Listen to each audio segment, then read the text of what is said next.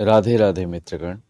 आज का संस्मरण परलोक और पुनर्जन्म की सत्य घटनाएं नामक किताब से ली गई है, जो कि गीता प्रेस से प्रकाशित हुई थी। आज हम जानेंगे कि कैसे श्राद्ध तर्पण ब्राह्मण भोजन से परलोकगत आत्मा की तृप्ति और संतुष्टि होती है। आइए सुनते हैं। परम पूज्यपाद श्रीमद् जगत गुरु शंकराचार्य गोवर्धन पीठाधीश्वर श्री स्वामी श्री निरंजन देव तीर्थ जी महाराज की जुबानी बिल्कुल सत्य घटना है ये। गत कार्तिक पूर्णिमा विक्रम संवत 2025 की बात है। भारत के सुप्रसिद्ध महान तीर्थ श्री गढ़मुक्तेश्वर मेले पर वहाँ एक विराट सनातन धर्म सम्मेलन हुआ था। उसमें भारत के सुप्रसिद्ध धर्माचार्य परम पूज्यपाद श्रीमद् जगत गुरु शंकराचार्य गोवर्धन पीठाधीश्वर अनंत श्री विभूषित स्वामी श्री निरंजन देव तीर्थ जी महाराज भी कृपा करके पधारे थे। चर्चा में प्रसंगवश पूज्यपाद श्री श्री आचार्य चरण ने अपने श्रीमुख से एक परलोकगत आत्मा ने किस प्रकार अपने लिए अपने पुत्री से श्राद्ध तर्पण ब्राह्मण भोजन दानादि की मांग की और उसके निमित्त सब कुछ करने कराने पर उसे किस प्रकार पूर्ण संतुष्टि हुई, इस संबंध की एक महान आश्चर्यजनक सत्य घटना सुनाकर लिखवाई। वही घटना आज हम सुनने जा रहे हैं। अभी कुछ ही दिनों पहले की बात है। हम बिहार में गिच्छी यानी गिरिडीह गए हुए थे। वहाँ एक तमिल परिवार रहता था। वह तमिल सज्जन एक सरकारी कर्मचारी है। एक दिन उनकी धर्मपत्नी हमारे निवास स्थान पर आकर हमसे मिली। वे शुद्ध हिंदी नहीं बोल पाती थी, इसीलिए उन्होंने अपने विचार अंग्रेजी में प्रकट करते हुए कहा, महाराज, हम लोग तमिल हैं। हमारे प्रदेश की और हमारी जाति की प्राचीन प्रथा के अनुसार कन्या ही माता की समस्त संपत्ति की उत्तराधिकारिणी हुआ करती है। इसलिए अपनी माता के देहावसान पर मैं भी इस प्रथा के अनुसार अपनी माताजी की समस्त संपत्ति की उत्तराधिकारिणी बनी। जब तक मेरा विवाह नहीं हुआ था, तब तक मैं सदा सुख शांति और बड़े आनंद के साथ रहती रही। मुझे किसी प्रकार का कोई कष्ट क्लेश नाम मात्र को भी नहीं था। पर जो ही मेरा विवाह हुआ और मैं ससुराल गई, तो ही मेरे चित्त में निरंतर बड़ी बेचैनी, अशांति और क्लेश रहने लगा। रात्रि में नींद भी नहीं आती थी। ससुराल में सब प्रकार का सुख था, किसी भी बात की कोई कमी नहीं थी। पति, सास, ससुर आदि सब मुझे बड़े प्रेम से रखते तथा बहुत अच्छे व्यवहार करते थे। फिर भी मेरा मन क्लेश से भरा रहता था। इसका कारण मैं तनिक भी समझ नहीं सकी। एक दिन मैं नित्य की भांति रात्रि में अपने पलंग पर सोई हुई थी। उस समय मैं अर्ध जागृत अवस्था में थी। अचानक मुझे अपनी पूजनीय स्वर्गीय माताजी प्रत्यक्ष दिखलाई पड़ी। माताजी उस समय बड़ी बेचैन और बड़ी ही दयनीय अवस्था में थी। मैं उन्हें इस प्रकार देखकर एकदम घबरा उठी। अपनी पूज्य माताजी की ऐसी दुखद अवस्था में देखकर मुझे बड़ा ही कष्ट हुआ। उस दिन दुख के कारण मुझे रात्रि भर नींद नहीं आई। कई दिनों तक मेरा बड़ा बुरा हाल रहा। मैंने अपने पूज्य पतिदेव को अपनी पूज्य माताजी के इस प्रकार की कष्टकर अवस्था में दर्शन होने की बात सुनाई, तो वे भी मेरी बात सुनकर बहुत ही विस्मित और बड़े दुखी हुए। अंत में एक दिन मैंने और अपने पूज्य पतिदेव के साथ रात्रि में एक जगह बैठकर अपनी स्वर्गीय पूज्य माताजी का मन ही मन ध्यान किया और ये कहा कि माताजी, हमें आपको दुखी अवस्था में देखकर बड़ा भारी दुख हो रहा है। आप स्वयं क्यों ऐसी दुखी अवस्था में हैं तथा हमें भी क्यों दुखी करती हैं, इसका कारण बताने की कृपा कीजिए। और यदि इसमें कोई भूल या अपराध हो गया हो तो कृपा करके बताइए। हमारे लिए आपकी जो भी आज्ञा होगी हम उसका अवश्य ही पालन करेंगे। आपकी इस बेचैनी और दुख को दूर करने का यथाशक्ति अवश्य प्रयत्न करेंगे।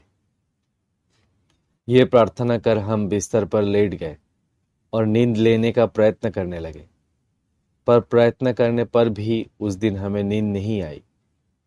कुछ देर बाद अकस्मात मुझे पुनः माताजी प्रत्यक्ष दिखलाई दी और उन्होंने स्पष्ट शब्द में बड़े क्रुद्ध स्वर में मुझसे कहा, मैंने अपनी सारी संपत्ति की स्वामिनी तुमको बनाया था, किंतु मैं आज यहाँ भयानक कष्ट पा रही हूँ। तुम लोग मेरी संपत्ति का खूब उपभोग कर रहे हो, पर मुझे कुछ भी नहीं दे रहे हो। मेरे पास वस्त्र आदि कुछ भी नहीं है। मैं भूखी प्यासी भटक रही हूँ। इधर बिना वस्त्र के ठंड से मुझे बड़ी परेशानी है। मैं इस समय बड़ी ही दीन दुखी और अशांत अवस्था में रह रही हूँ।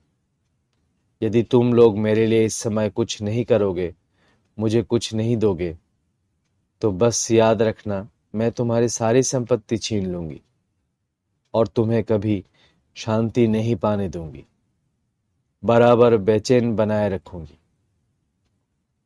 अब तो मुझे अपनी पूज्य माताजी के श्रीमुख से इन शब्दों को सुनकर बड़ा आश्चर्य हुआ और साथ ही घोर दुख भी हुआ।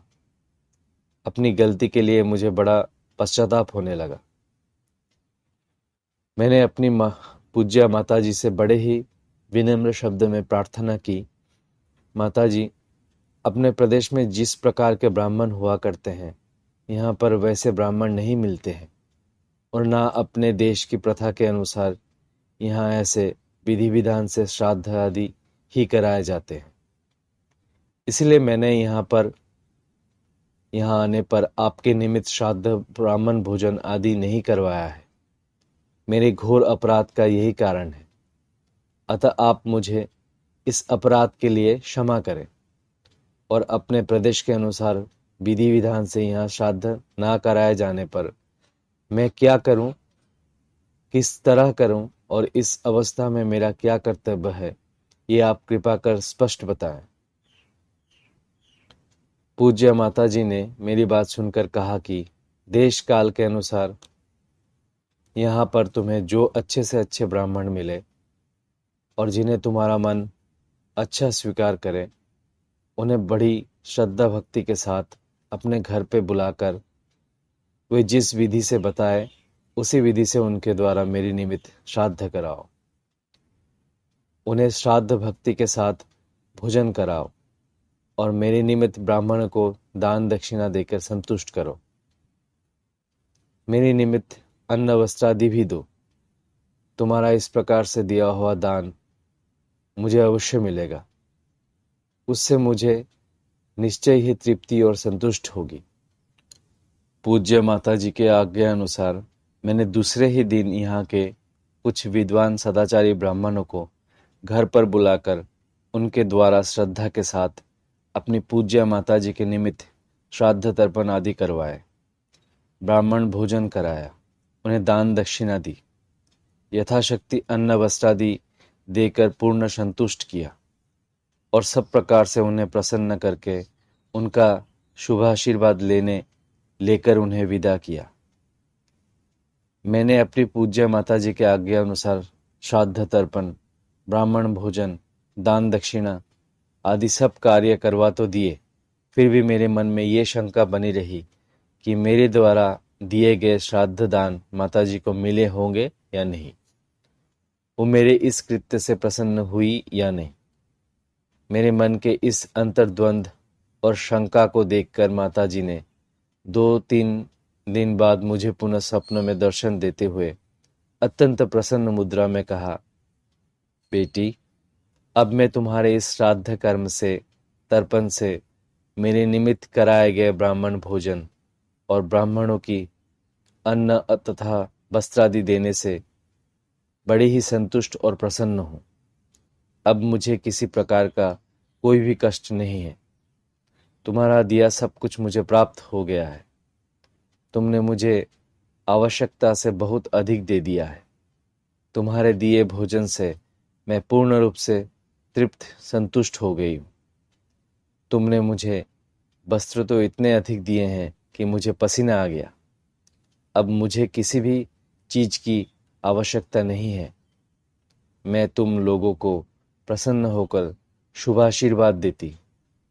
अब मेरा तुम लोगों से यही कहना है कि मेरे निमित्त प्रतिवर्ष श्राद्ध के दिनों में एक बार श्राद्ध अवश्य करा दिया करो। बस इसी से मैं सुख शांति से रहती हुई तुम लोगों पर प्रसन्न रहा करूंगी। पूज्य माता जी के मुख से मुझे तुम्हारा दिया हुआ सब कुछ प्राप्त हो गया सुनकर मेरी सारी शंकाएं और दुख समाप्त हो गए। अब मैं अपने पूज्य माता जी के आज्ञा अनुसार प्रतिवर्ष अपने स्थान पर ब्राह्मणों को बुलाकर उनके निमित्त श्राद्ध करवाती हूँ, ब्राह्मणों को भोजन कराती हूँ और यथाशक्ति उन्हें दान दक्षिणा आदि देकर प्रसन्न करती हूँ। मेरा ये नियम अब तक बराबर चल रहा है।